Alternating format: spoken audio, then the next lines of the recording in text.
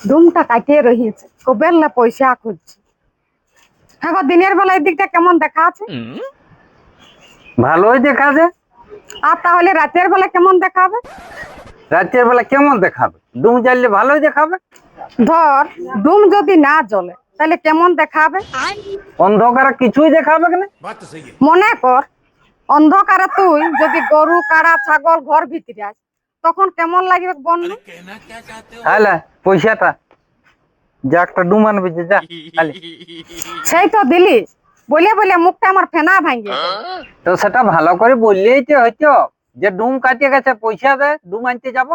তোকে অনেকদিন ভালো বলেছি, আরো তো ভালো বলছি না। যা যা, তত বিকলে আসলে ডুমটা আনবি যা। বড় বড় বলছে।